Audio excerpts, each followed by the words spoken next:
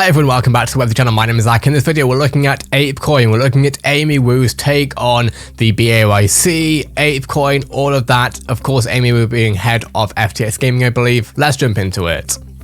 Before going to the gaming space, because interesting enough, we asked the community like, what should I ask you? And I've seen like from the questions they asked, you are seen like a very gaming focused person. So but we will go to the gaming immediately. I want to touch the Bored Apes a little bit, the topic a little bit more, and going to your board seat with the Ape Foundation. When did they contact you, and was it a surprise? Oh, I mean,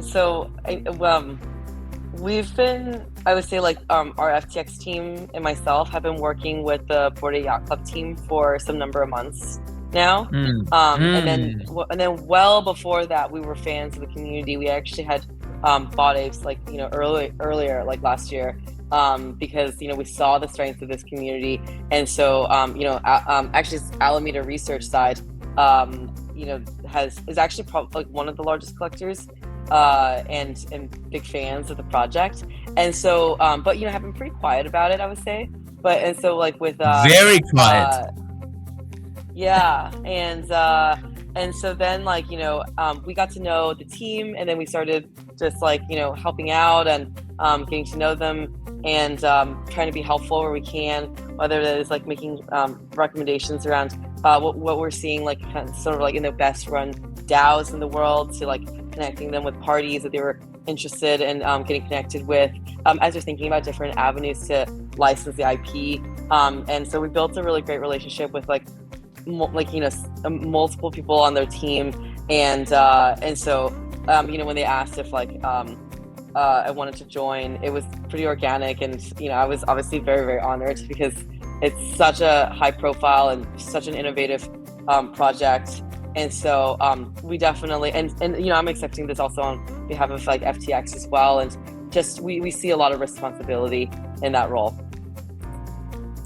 So what I just heard there is that FTX very much, and Alameda as well, are very much potentially whales in the BAYC space. I mean, that's not what she said specifically, but that is what could be interpreted from that.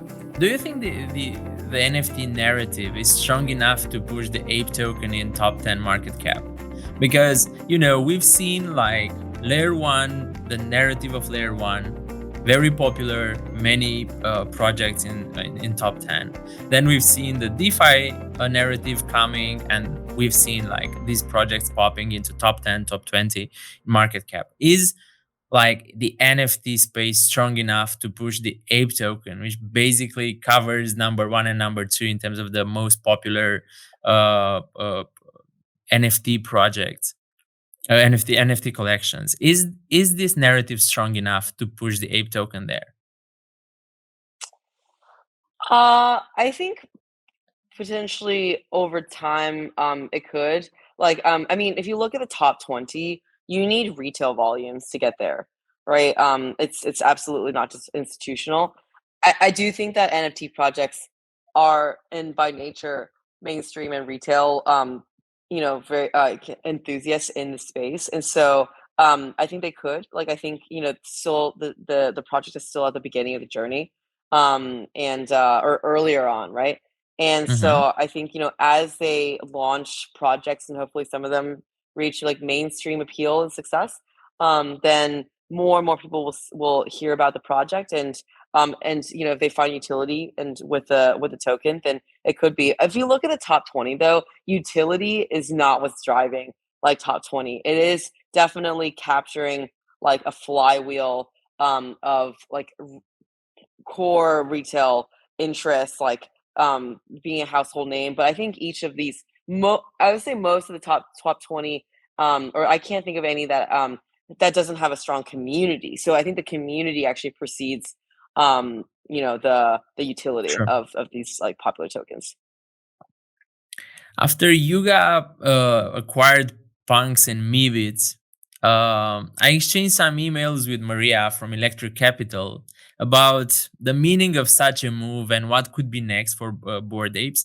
We pretty much agreed on how difficult it will be for the guys to put all these communities around the same table, but we were both amazed about the acquisition because number one buying number two happens usually in a winner takes all environment. You've seen like Facebook buying Instagram, for example. Is NFT such an environment where a winner will take all? I personally don't think so. I do agree with you that the NFT communities are quite distinct. And I kind of going back to like just what I know. If you look at Activision Blizzard, right? Like their player communities are very distinct. The loyalty isn't to Activision Blizzard; it's to the game.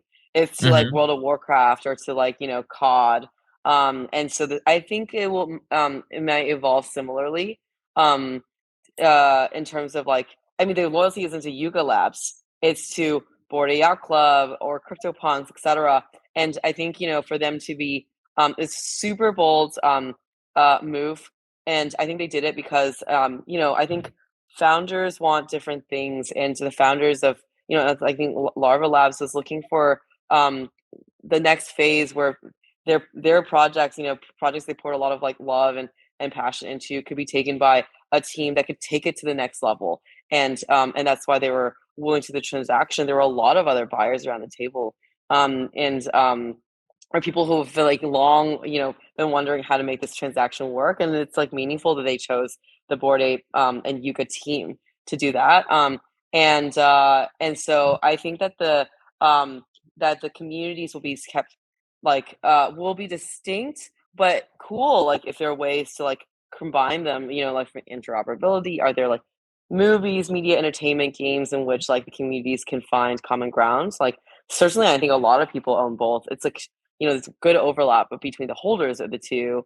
For example, we hold like both, and we thought it was super cool that they're now under one sort of roof. But I think the team has been very careful around like respecting that they're separate communities.